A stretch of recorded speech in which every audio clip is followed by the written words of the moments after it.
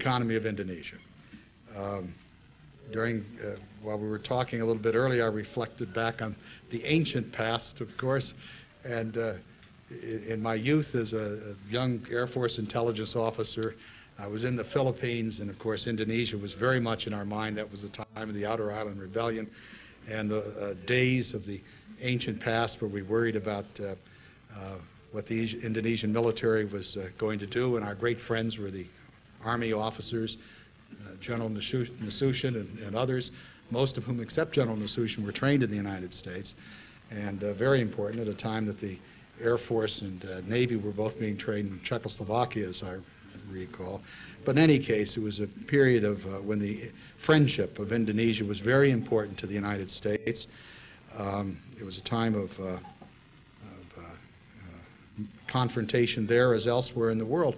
And we certainly have witnessed over the decades enormous economic success in Indonesia. And people admired the success of Indonesia and other countries. And we're in a phase of history which is decidedly different today. But I think we bring the same interests and affections for Indonesia to bear upon the problems today as we certainly did over the times of economic success and political partnership of the past. The ambassador is not a professional diplomat, which in today's world is a plus, I guess. He is a member of the faculty and dean at the University of Indonesia, an institution where he received his bachelor's degree in economics in 1965. He later received a master's degree in financial administration from the University of California, Berkeley, and later, as is so often the case, his PhD in political economy from the University of California, Berkeley, one of our superior institutions, as all of you know.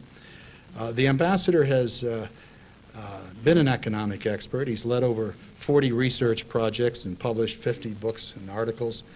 As a result of that, he's been a member of numerous distinguished delegations to APEC, to Asian European meetings, and certainly to ASEAN, where he informed me he began his career actually as an economic expert. All of us have been watching events in Indonesia for the past months with a great deal of interest and sometimes with panic. And we certainly are pleased to have someone with the economic expertise and the area knowledge and the authority of the ambassador of Indonesia. It's my great pleasure to present to you the ambassador, Dr. Professor Kuntkoro-Jakti.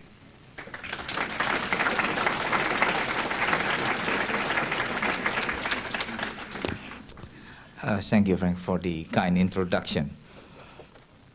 Distinguished members of the Council, ladies and gentlemen, this is really a privilege for me to be with you tonight in this one of the most important port facing the Atlantic.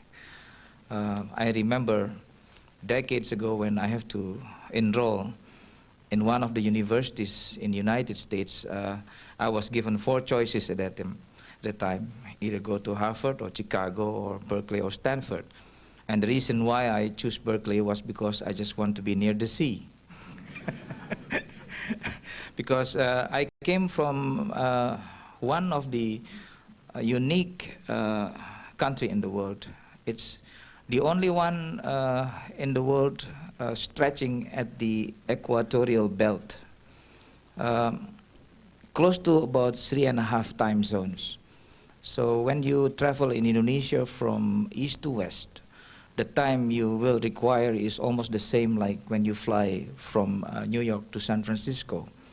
And it's between the 2 continents, Asia and Australia. There you are. And it's in between 3 big seas. The Indian Ocean, a huge expanse of the Indian Ocean. And then toward the right is the Pacific Ocean, and we have the most important in terms of trade, the South China Sea. Now we have about, because we are using satellite positioning of everything in the world today, we have been able to identify close to about 17,000 islands in that archipelago. About 2/3 of our territory consisted of waters. Only about 4,000 have names. So I invite anybody who would like to add names from Baltimore to contribute names. I think it will be really well accepted by our government. But many of those islands are just nothing but coral reefs and so on. But beneath that is one probably of the largest reservoir of natural gas. We keep finding huge reservoirs. So Indonesia now is the #1 producer and exporter of LNG in the world. We are going to be with that position close to probably 100 years.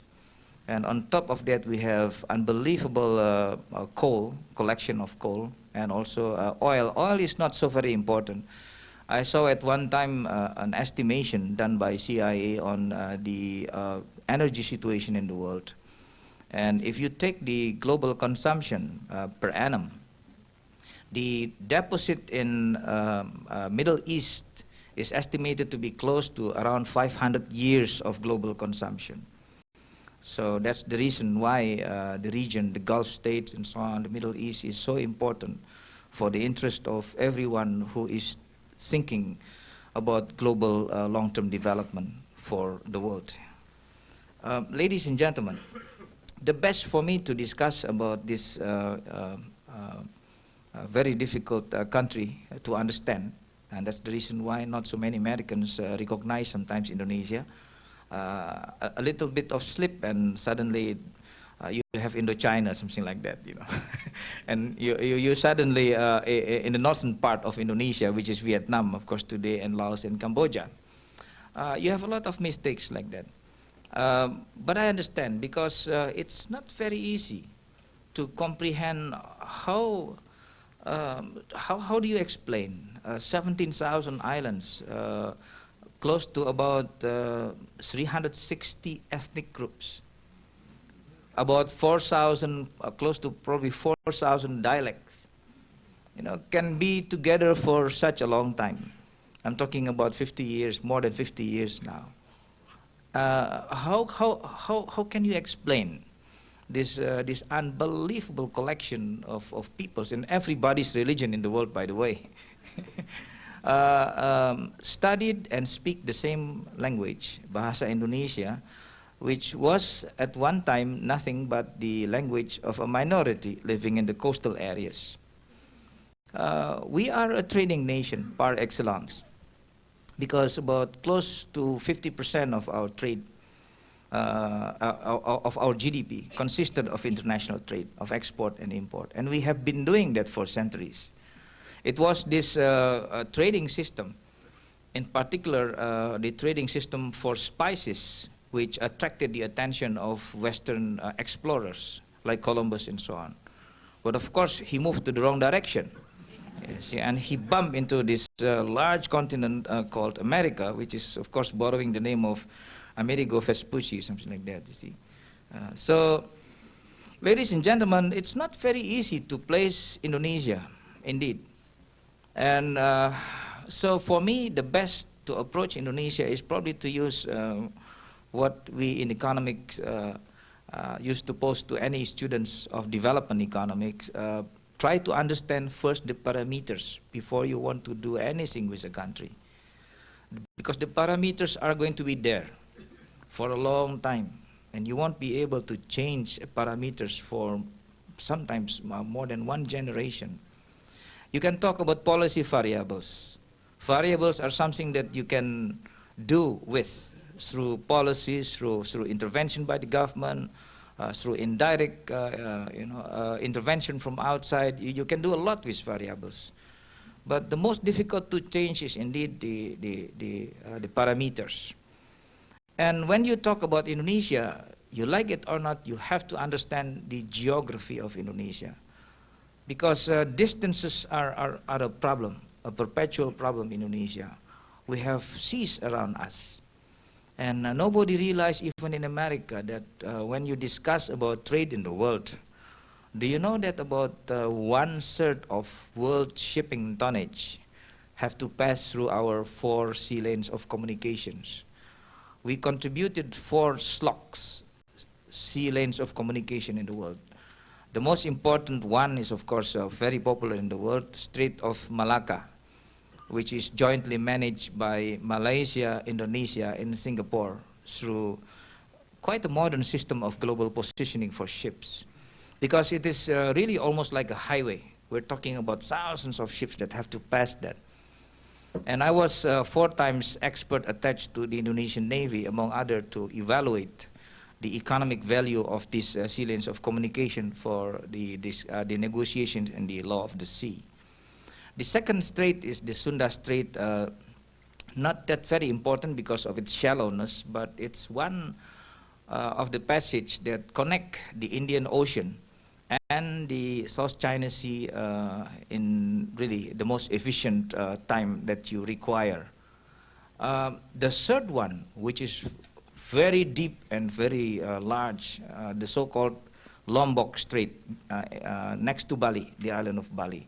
You can go through that strait from the Indian Ocean to the South China Sea, and passing the 2 islands of Kalimantan and Siribas. Unfortunately, we don't have a big map. But the most important thing of this strait, why it is so big, a tanker of around 200,000, 300,000, 400,000 can, an oil tanker can pass through that very easily.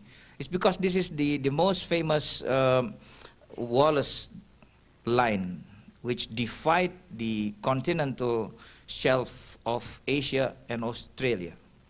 So Indonesia is neatly really divided by this the famous Wallace line, which differentiated the flora fauna of Australia and the flora fauna of Asia.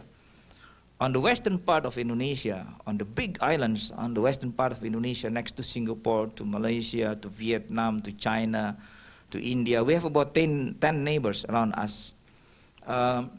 You have a collection, unbelievable collection of snakes, of you know, whatever, the typical animals of South Asia, including elephants and rhinoceros and so on.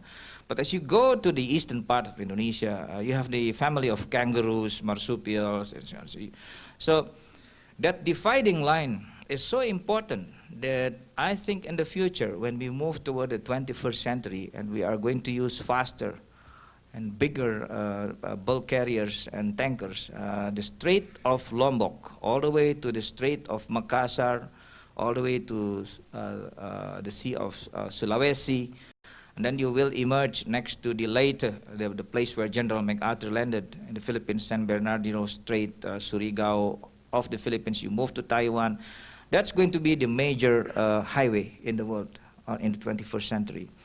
Because I believe that the Strait of Malacca is going to be too crowded at that time.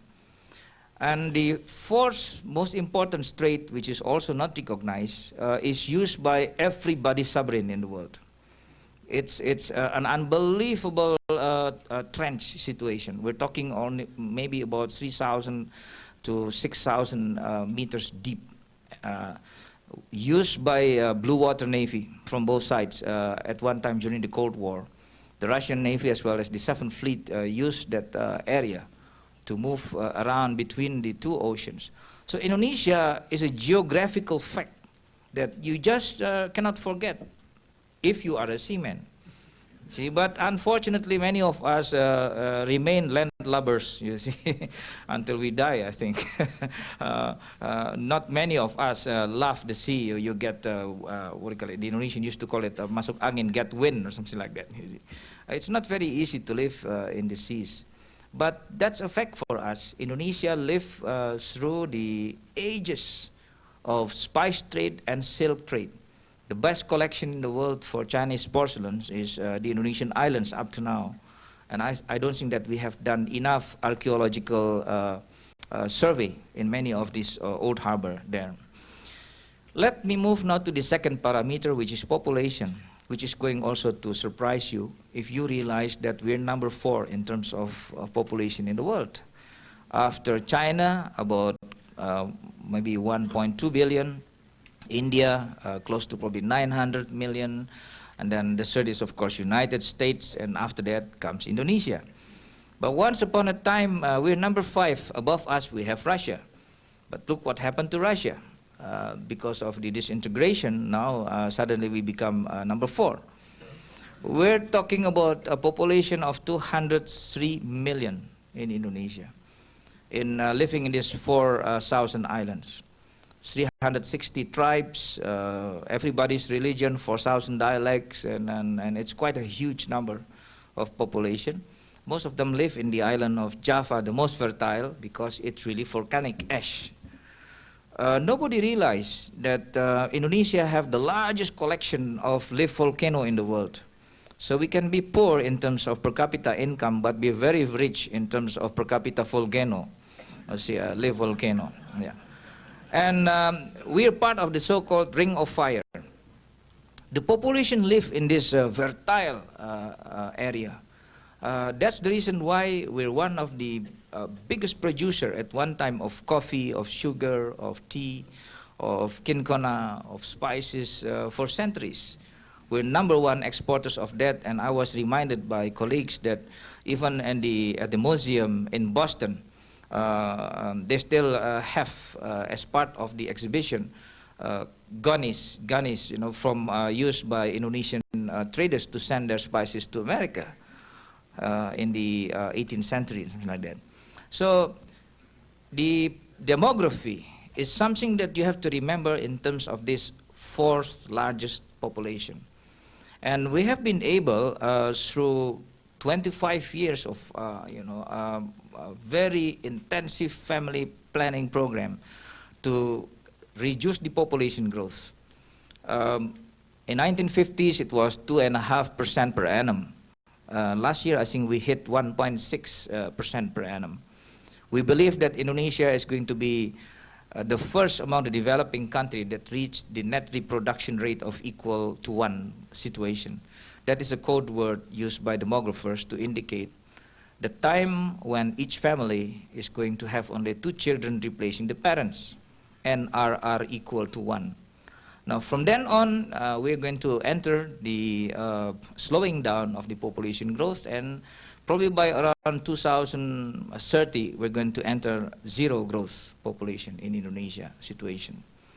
We're going to stabilize the population growth, and we have been able to announce, when we announced the arrival of the 200 million baby, the 200 millionth baby, the president at that time announced that we already missed close to about 20 million Indonesians that should be there because of the success in slowing down the population growth. And come 2030, we expect to miss probably around 50 million Indonesians that have to be there. So in terms of opportunity, Indonesia is one in the world which promise, because of its equatorial position, to become one of the largest area for tropical products in the future, commodities. We are going to continue to supply for the world vanilla, coffee, tea, chocolate. Now we're one of the largest producer of CPO, crude palm oil, also in the world. We're planting hundreds of thousands of palm oil. So, ladies and gentlemen, the population is basically still very agriculture oriented.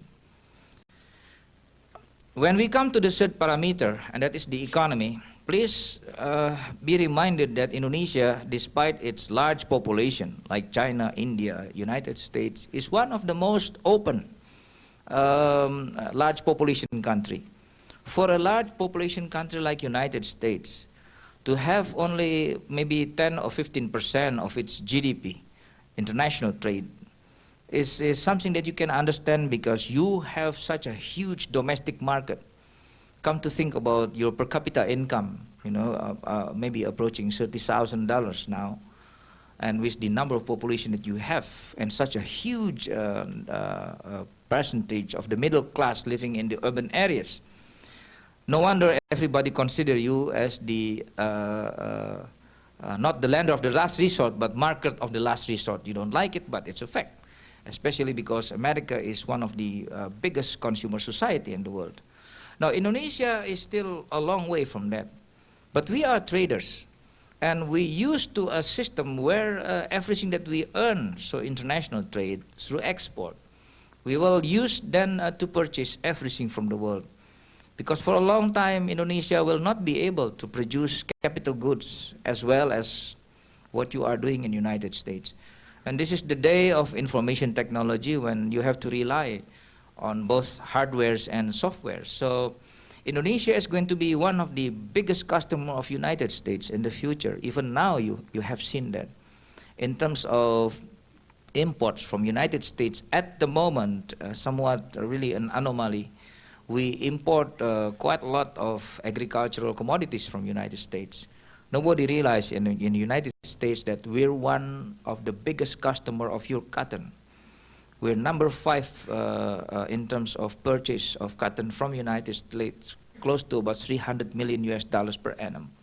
Because we cannot grow cotton in those tropical islands. It's so wet. It's so humid. The humidity is really something of a deterrence to anyone who would like to plant cotton. So we import cotton from the United States, among other.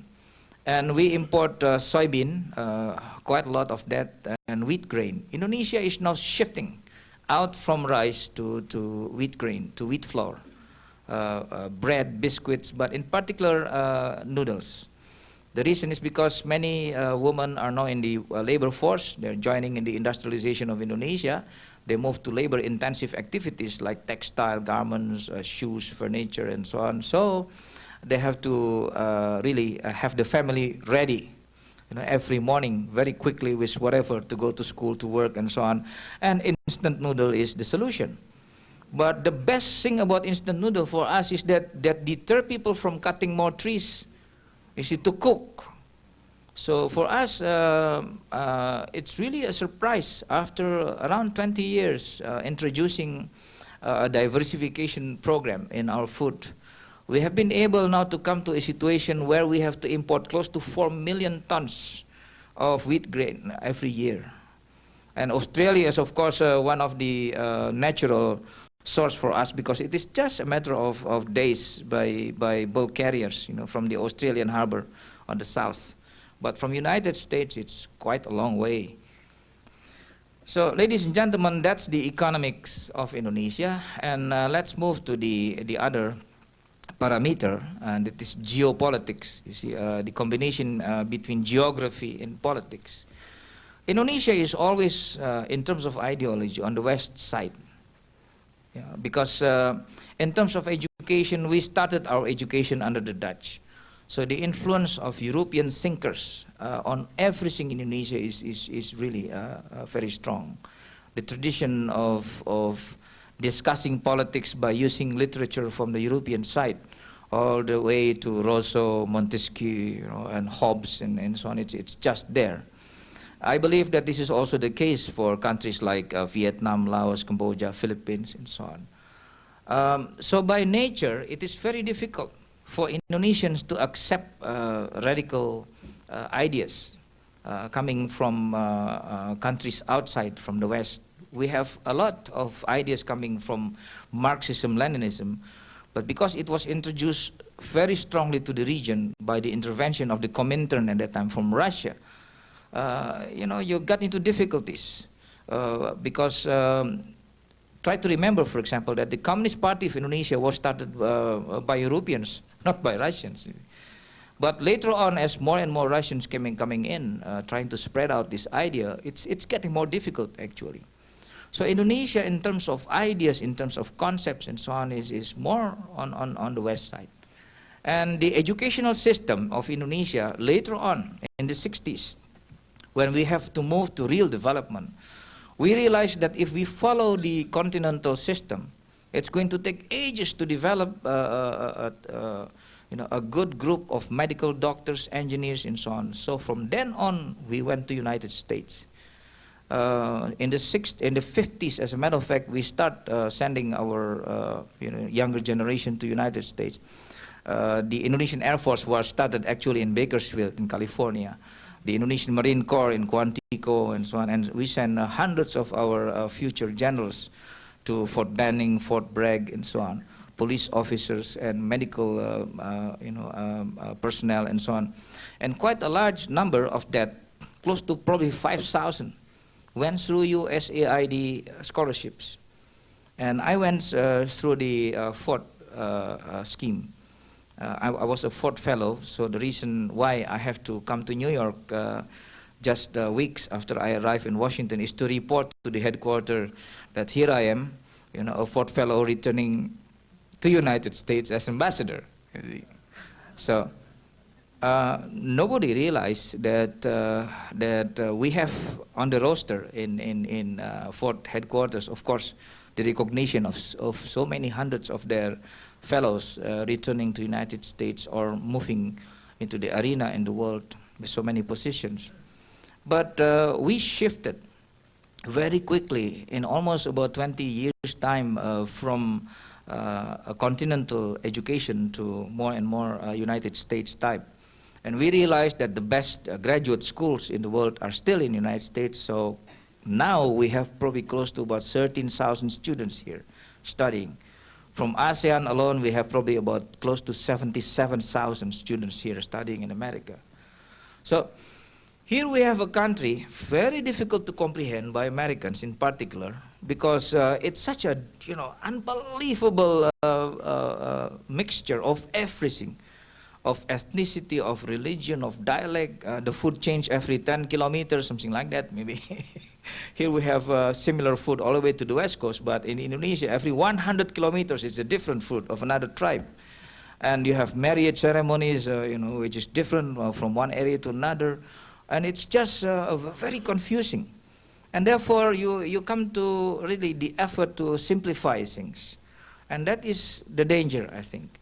When Americans in the formulation of foreign policy begin to simplify things by using system analysis, for example, then what you forget is the intricacies of culture, of history.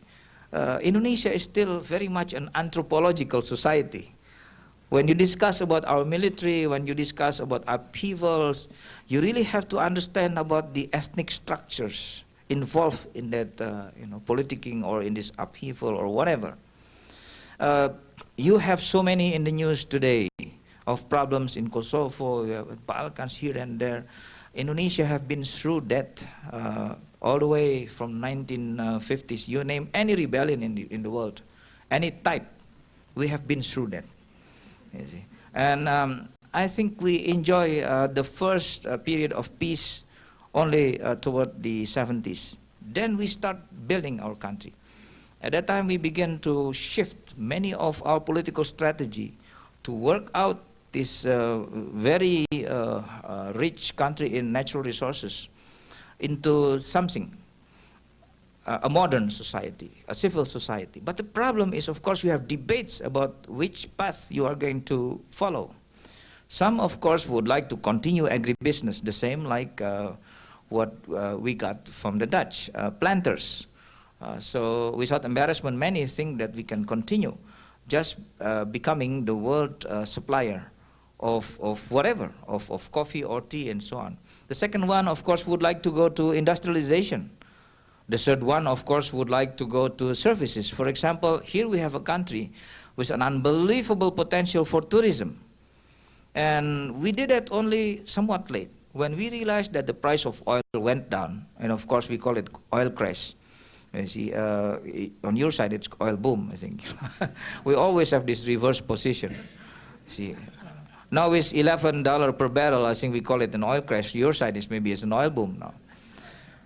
At that time I was called as the only economist in Indonesia to map the first 10-year strategy to develop tourism. When I went in 1983, tourism was nothing in Indonesia. We had only about 300,000 tourists every year. But last year we hit for the first time 5 million. So we have been growing very fast using an exponential path. Unfortunately, too large percentage of that is still going to the island of Bali, which is a very small island. But we have so many potentialities. You know, it's almost like really thousands and thousands of possibilities of the Caribbean. But the distance, almost more than 1 day of flying time from United States, deter many Americans to come to us. The Europeans, of course, they come into us because they have longer vacation than you do. You see. So from the length of stay of 10 days, around maybe to Indonesia, more than 10 days for each tourist. The Singapore statistics indicate they stay only about 3 days. I think the biggest contributor to stay is, of course, the Europeans, because they have maybe something like 2 weeks, you know, at length, you see, the length of stay. So this is, ladies and gentlemen, you have different paths of development. Which way? Well, of course, somebody say, why not combine everything? But this is the dilemma of a developing country. If you can do everything at the same time, you might as well call it a developed country already. The problem of a developing country is that you cannot combine everything at the same time. Of course, you have these heroic models, you know, especially from the Department of Econometrics, who thinks that you can really go through an exercise by prioritizing, by whatever. But the problem of ideas like big push, you see, balanced development, is that any idea must be willing to accept that Indonesia is still an anthropological society where infrastructure of any sort, physical, social, political, is very weak. And the more you go from the center of development in Java, the more you have the problem. So in the last 50 years, we went through this experimentation. We looked left and right for alternatives. But I think finally in the 1970s, when we moved into a new world, especially when we were approaching at the time the end of the Cold War, which for the first time the world saw for themselves how defunct was the socialism, the idea of socialism. It just won't work. We have seen what happened in Eastern Europe and Russia and so on. As we move along that path, Indonesia was among the first to abandon socialism, by the way, and this is also not recognized in the United States. It was done without prodding of anyone. We decided in '65, in a big clash between the left and the right faction of the Republic of Indonesia, which cost us hundreds of thousands of casualties because it was one of the biggest civil war. It's almost maybe like the Spanish Civil War at the time between the left and the right. And forever at that time, the avenue of socialism was stopped. That was before the Vietnam War. That happened in September of 1965, that big clash between the left and the right of Indonesia. So since then, we choose the path of economic development by using a combination between the state and the private sector, and more to a type where we want to use market. The path, I think, was becoming more a choice for so many more Indonesians, because suddenly, after so many years, we have been able to increase our literacy level. Adult literacy increased from just around 10%, way back in 1950, to 89% last year. So as that kind of success in education, and we introduced, of course, compulsory education for 2 decades, 6 years, we now moved to 9 years. We begin to have a middle class, a very uneasy strata of middle class. Intermarriage between ethnicity, cross-border between religion, you name it, you have that in these big cities of Indonesia. Yet it is only about probably 30% of the population that enjoy this. But you already have the momentum coming from the middle class. They're becoming restless, like what happened in the Philippines, in Thailand, in South Korea.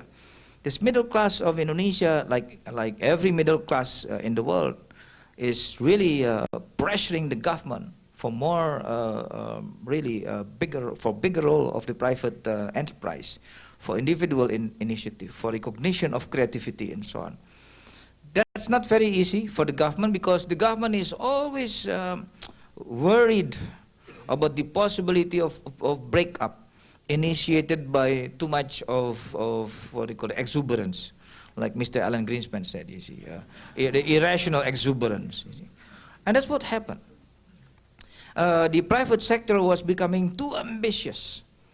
They grew so fast. I just couldn't believe my eyes. You see, as a person who lived in Indonesia through the most difficult period. I was born at the edge of the Second World War, and spent my first 5 years in the Second World War, the second 5 years in the revolution, in the guerrilla zone, mind you, for 5 years. That I survived that, and I've been able to move all the way into University of California at Berkeley with that kind of standard that they really force upon you. And when I finished my education in Berkeley, I make a vow, never again. I said, you see, because it was, you know, unbelievable training that I got there.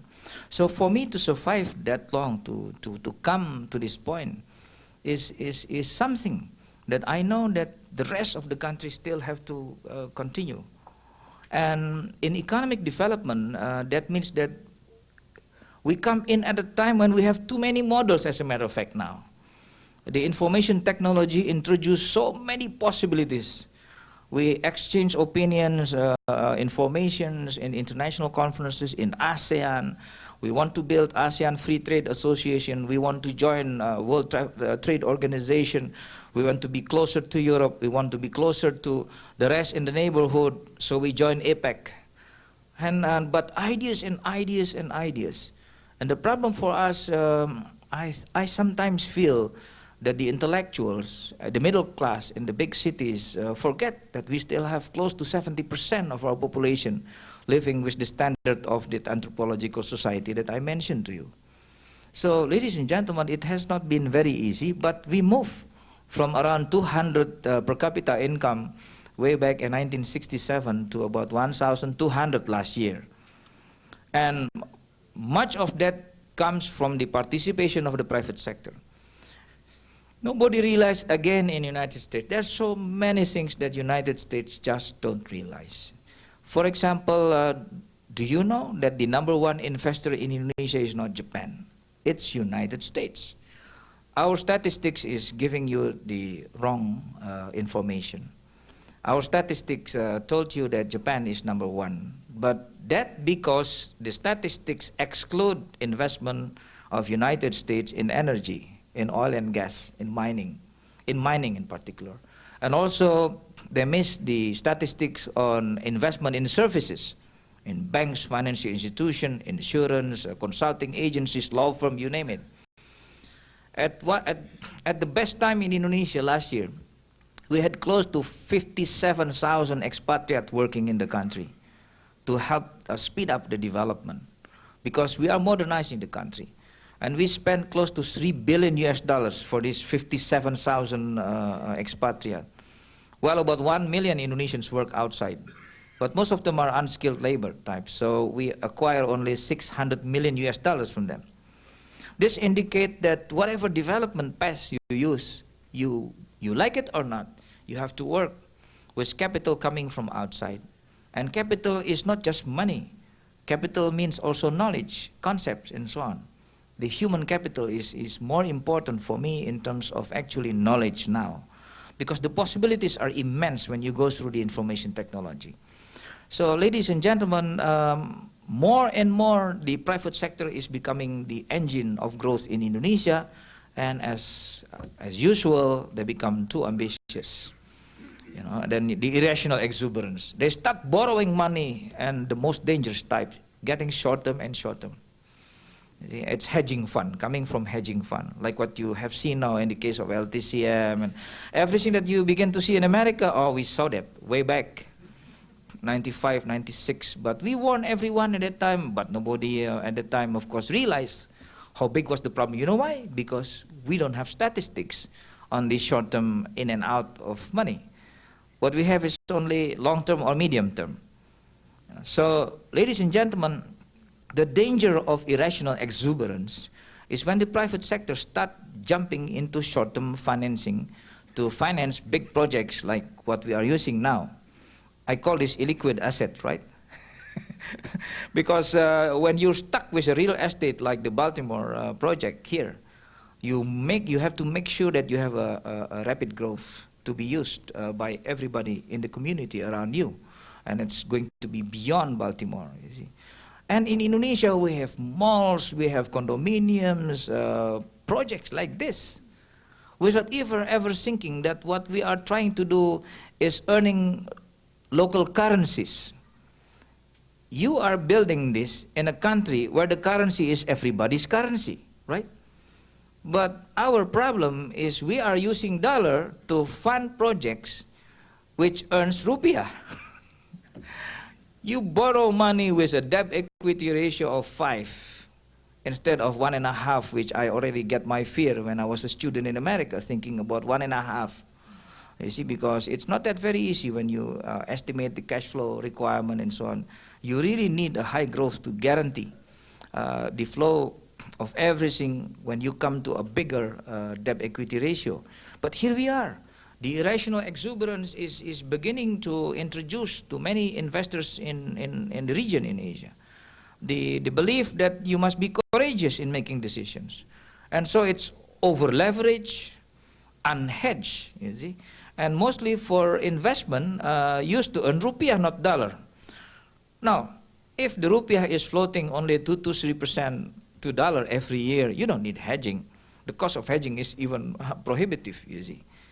But this is what happened. Suddenly, something happened in our balance of payment, triggered by the Thai baht crisis. In 1996, we had a spate of problems on the Thai side. Banks that cannot meet the service requirement anymore. The reason is slowing down of export.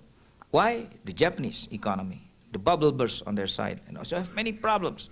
So suddenly the baht depreciated in a matter of months by 40%. So everybody, starts thinking, what is this? And the most fickle investors are getting out. Insurance companies, mutual funds, you see, from our capital market in the region. And of course, these hedging funds start getting out also. At one time, we have billions of them coming in. At the same time, they're trying to exit. You try to imagine if we're on an emergency situation and 200 of us try to get out from that same exit, what's going to happen? I think that is what's happening in our situation in Asia. So that is the crisis. And now, what about the future then? For me, one of the solutions to our future is really will hinge now on what can we do at the global level. I don't think that this is an Asian crisis anymore. I think this is becoming a global crisis because we have seen that the hedging fund is a fact that you cannot refuse. We need that. We need the hedging fund. But it seems to me that nobody is doing something to really manage that properly. And so much of this money is circulating through information technology 24 hours a day. And we're talking close to probably about, what, $1.5 trillion US dollar worth of currency trading in the world. 1.5 trillion, 1,500 billion US dollars, going through probably how many dozens of major currencies in the world. And of course, for people who stay there in front of the computer hourly, you play by margins, you see? But as we have more volatility, this margin is triggering money to come in and to come out just like that. While much of the investment requires medium and long-term consideration, especially for a country like us in Indonesia. When we want to develop Indonesia, we know very sure that we have to increase the amount of capital stock per capita before we can really move to any path, agribusiness or industrialization or tourism development. We need a very high capital stock per capita situation, more airfields, more seaports. And for that, you cannot fund those projects with short-term funds. So, ladies and gentlemen, we are waiting anxiously for what is going to really be designed by the G7, by IMF, by World Bank, to really do something about this floating fund. Because, as I told you, we do need that money, but we do need that money with a certain degree of certainty.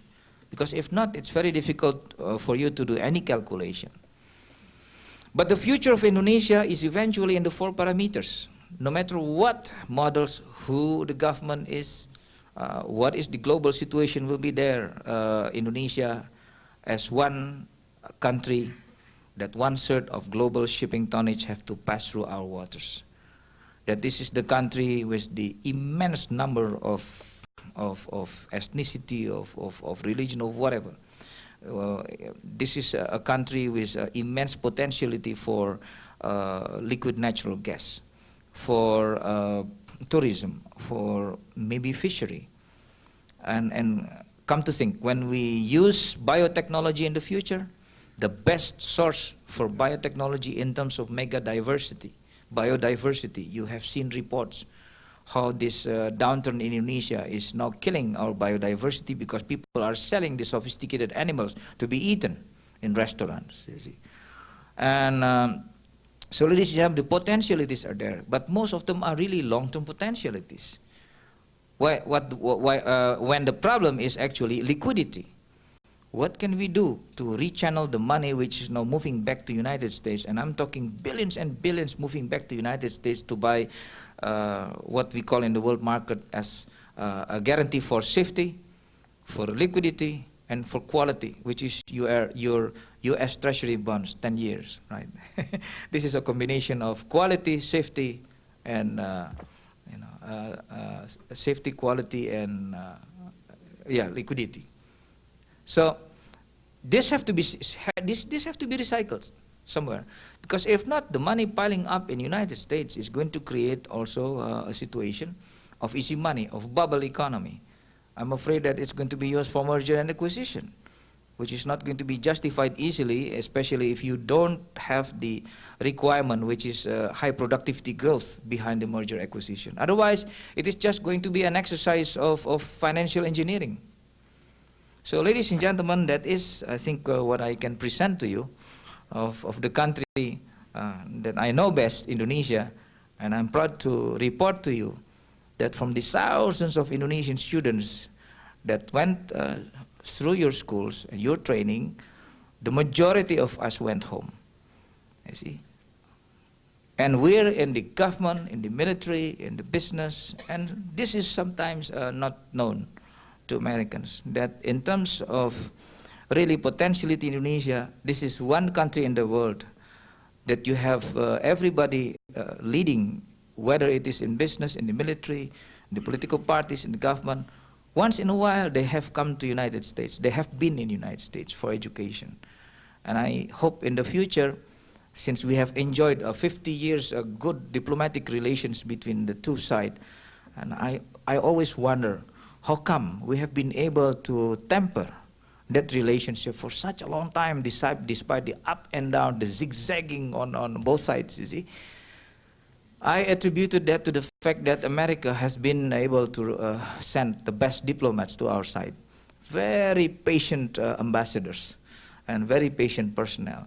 But more than that, I think we also attributed to the fact that we continue to send our young generation to United States. So I think the two sides living in the big lake called the Pacific, thanks God, we have been able to sustain this. By the end of next year, we're going to celebrate the 50th anniversary of diplomatic relation between Indonesia and United States. And I hope by that time that we will call upon you again in Baltimore to help us celebrate this anniversary. But again, for the attention that you have given to me tonight to explain about this country, thank you very much.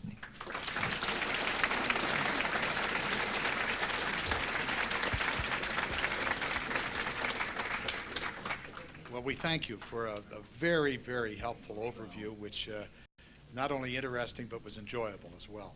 The floor is now open for questions.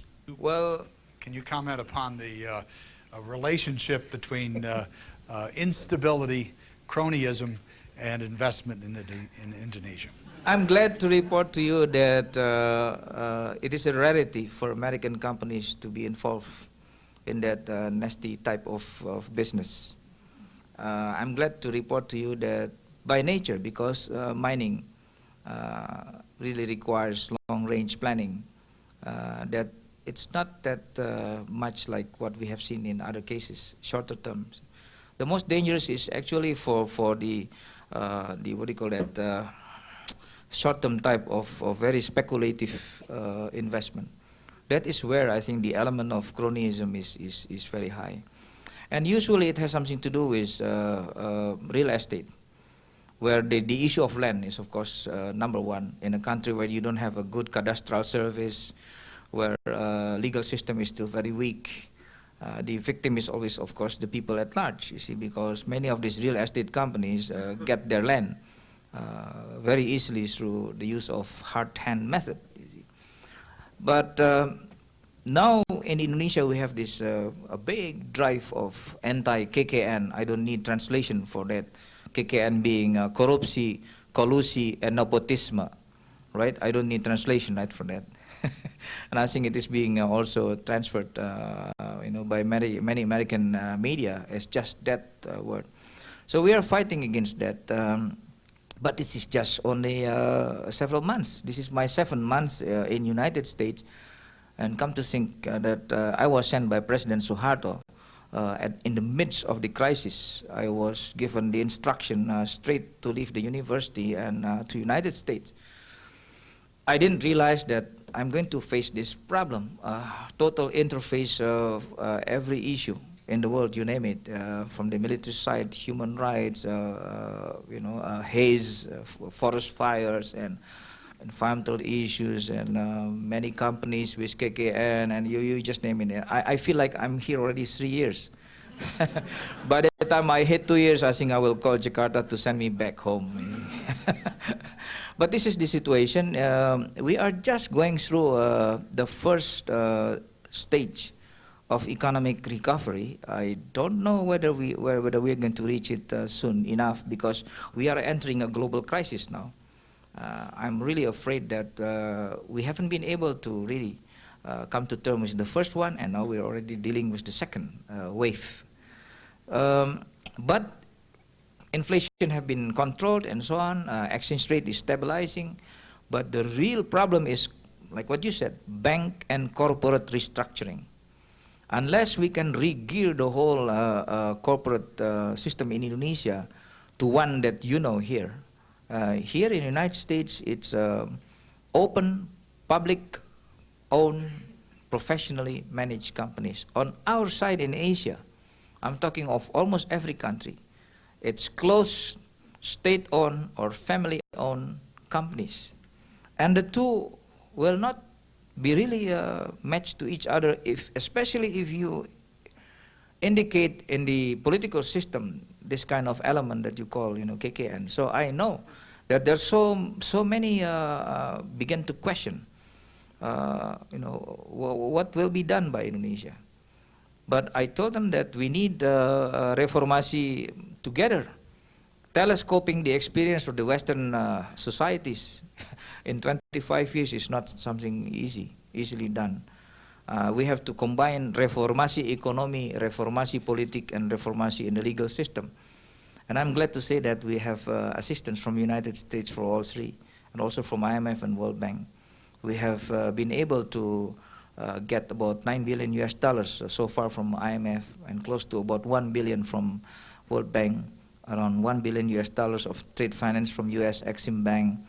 We're also assisted by United States because of the El Nino, the long drought, hundreds of thousand tons of food moving to Indonesia. This is the second time that we ask your assistance. The first time was in 1967. Another time I was a student in Berkeley. I thought that it's going to stop there and then. But now we are entering the problem that we have to reorganize the companies. And you had that experience at one time in the 80s, after the SNL. You have to re-gear the whole company structure in the United States. I remember the books at the MBA at the time about positioning, focusing, corporate restructuring, you name it. I think this is really one of the problems. We have the so-called Jakarta Initiative. We would like very much to go through this without creating a very messy situation for both creditors and debtors, bankruptcy proceeding. We would like very much for all involved to go through what we call out-of-court negotiation and settlement. But for that, you need cooperativeness, you know. And then we have to discuss about who's going to take bath and haircut and stuff like that. It's not going to be easy. Rollover, rescheduling. I think this is also the situation in Thailand and Korea. So I cannot promise you that it's going to be easy, but the process is beginning now in Indonesia.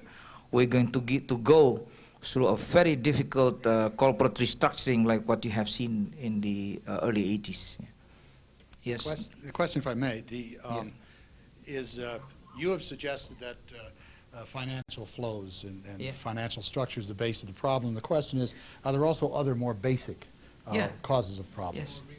Aside from the volatility introduced by hedging fund, yes, cronyism and corruption that speed up the process of the economic crisis, as I see it, because we have really maybe 200 or something like that big companies that came into existence through this process, you know, a large part of that.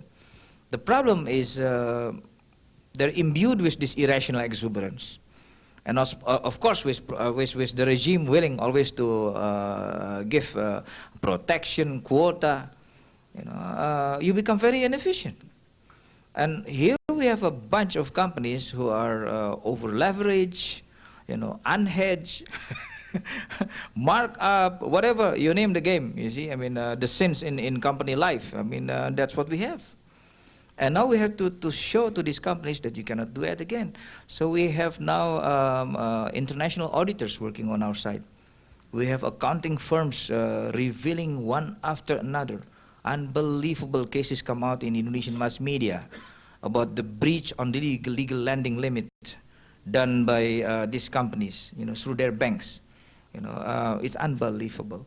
So this is the first time in Indonesia that we realize that the problem can come from the private sector. At first, we thought the private sector is going to be the leading edge of modernization of the Indonesian society, and how we become so disappointed. But again, for me, this is not to say that we have to throw the baby with the water, right? The problem is how to really re-engineer them to become really responsible corporations. So yes, I agree with you that the problem is not only short-term hedging fund moving left and right, but also a lot of domestic factors, among other corruption, collusion, and so on.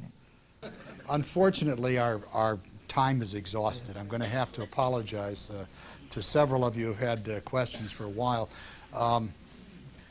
I think everybody is most interested in this topic and would like to pursue it longer, but out of deference to everybody who plans their evening for a 7:10 departure, we're going to have to end the session. For that, I apologize. We do bow to that tyrant, our tyrant of time.